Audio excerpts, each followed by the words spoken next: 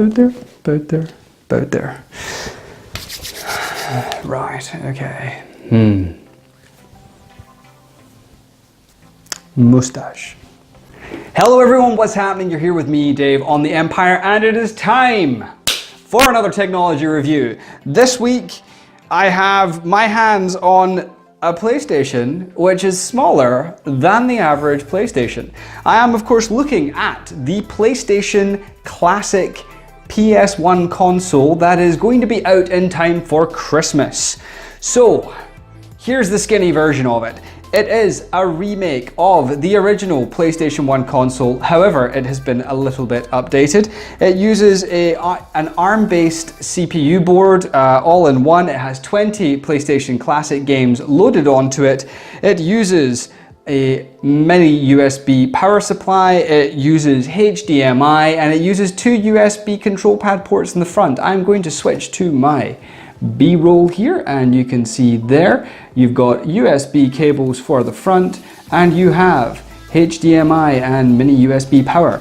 It comes in with a 20 games preloaded onto it, including the classics such as Final Fantasy VII, Metal Gear Solid, the original Rayman, Tekken 3, several others. I haven't played them all yet. If I'm honest, I've played about 5 of the games on this since I've got it. I have played through Metal Gear Solid. That has been quite a lot of fun. So yeah, it's got some cool stuff on there. It's also, unfortunately, got some slightly questionable choices as well. I mean, like Battle Arena to Shinden, Destruction Derby. I mean, you know, there's a Rainbow Six. I mean, I don't mean to sound funny, but this is not a DualShock controller. If it's not a DualShock controller, it's really difficult to get an FPS to work properly on it. It becomes really problematic. The controllers, not DualShock, does use USB. They're actually really robust. They're well put together. It took me a couple of minutes to realize this was how a PlayStation 1 controller felt. It's not a bad thing. It just, your brain has to sort of rewire that this is how a controller feels. They are well put together. Your original buttons are there. You do get 2 of these, so you can do fighting against your mates on games like Battle Arena to Shinden and Tekken 3, which, let's be honest, you're going to play Tekken 3 because it's way better. The things I like about it are the size. Look at it, it's awesome and small, and it's great. It actually fits in your hand. The buttons all work. The power button powers it on, obviously. The open button, actually, for some of the games that require more than one disc, the open button allows you to change the disc on the game. So like for Final Fantasy VII, where it was on 3 discs, you at appropriate times pop open the open button and it will tell you which disc you should be using, and you just switch to the next disc and everything's awesome. The reset button resets it back to the main menu, and you can pick your game and you can do things like resume and check the virtual memory card associated with each game that you've got on there. Now, it's very cool. If you like the PlayStation genre, you will enjoy this a great deal. It uses PAL and PAL games, which are lower frames per second than the NTSC offerings. I did not notice this so much because I've only gamed from PAL region stuff in the first place, and it's an awfully long time since I've used a PlayStation. So, you know, this is not me sort of comparing it apples for apples with an actual PlayStation. This is an emulation of the original PlayStation. Like I said, it's an ARM-based CPU, like all-in-one type thing in here. So, you know, you are emulating, you are not getting original hardware or a reimagining of the PlayStation, but way smaller. It's the emulation is not bad. It does, however, show up some of the games that haven't aged particularly well. The games themselves, as I said, 20 games, 10 of them are really good. 10 of them, I kind of wonder what they're doing on there.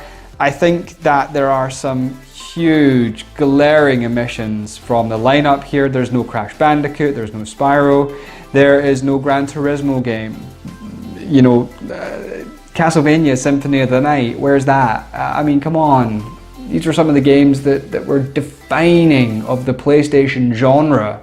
And whilst there are some absolute classics on here, I mean, Final Fantasy VII, Metal Gear Solid, you've got Ridge Racer Type 4, you've got Tekken 3, Siphon Filter. Now that's a game that I played heaps when I was younger. And whilst it looks slightly comical now because graphics, it's still got quite a lot of the things that I remember about it, me going, yeah, this was it, this was what I was doing back then. So yeah, this is a tricky one for me because there are some really good things about this, but there are also some very questionable things about it as well. And as we go into the Christmas period, people are going to obviously want to know whether or not this is something that they should spend their money on. Now, when I think about classic consoles, the simple truth is that you are comparing it against this one, the Mini Super Nintendo.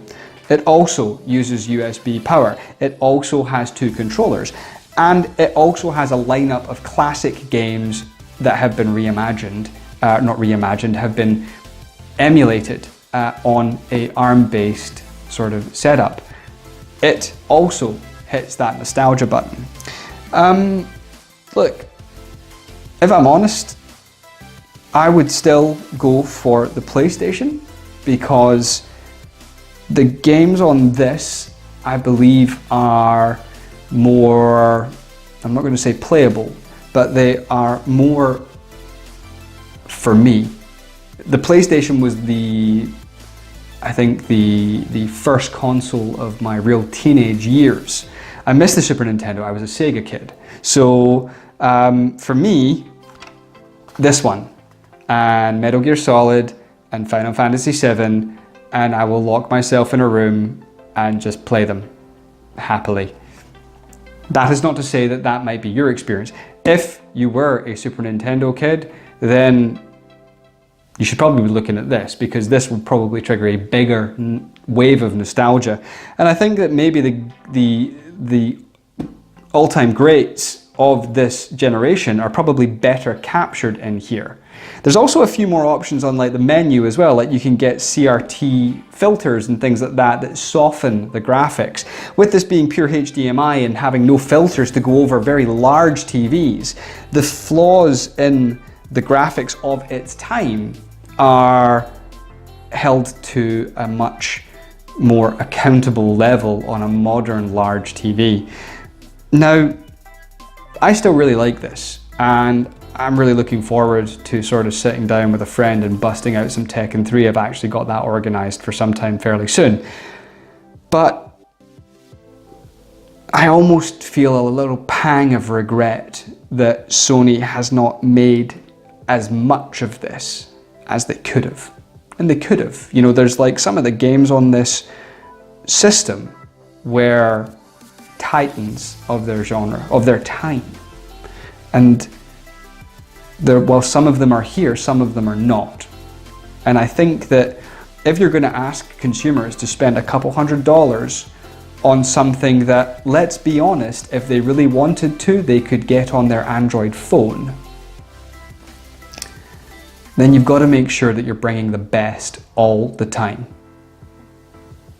Now, it's still a great little system, don't get me wrong, and nostalgia and official licensing goes a long way, particularly today. I think that was one of the things that caught Nintendo by surprise, was they were like, people can just download this stuff, why are they even bothering? But everybody threw money at them. If the PlayStation was your thing, short of actually having an original PlayStation, this is a very cool way to do it. So I am going to give this one a 7 out of 10. It is well put together. It's a sturdy little thing. I like the buttons, I like the clickiness. The controllers are good.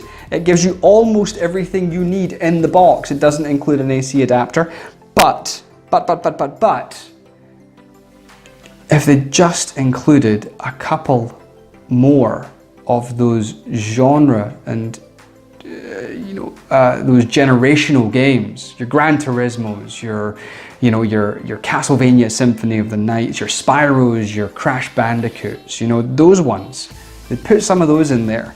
This would be a literal instant classic. To me, it seems more aspirational. It's like it kind of understands what it wants to be, but it's not quite there yet. So, solid 7. It's good if you're looking for something funky and interesting to sort of reminisce about over the Christmas period and into the new year. Absolutely go for one of these. As I said, if however, this was not your defining generation, a compelling alternative can be found here. So I hope you found this review informative and interesting, and of course, please do like, comment, favorite, subscribe, and do all of that stuff that we ask you to do on YouTube every time that we try and do one of these videos. It's really important for us, it helps us grow, and of course it lets us deliver more of this kind of thing. If you are hanging around for a while, please check out some of the other videos I did. I've got like laptop reviews and TV reviews, and I even did a thing with like a crystal ball looking internet router, which was quite cool. Of course we do games and things like that as well, and Nick does cars and food and stuff, so stuff and things. Thanks very much for checking out this review. As always, I was your tech and gaming guy, Dave. You have been on the Empire, and if this is the last of this, I always really just almost get it done and then screw up at the end, but that's okay. If this is your final video with us this evening, then thank you very much for checking it out, and I will see you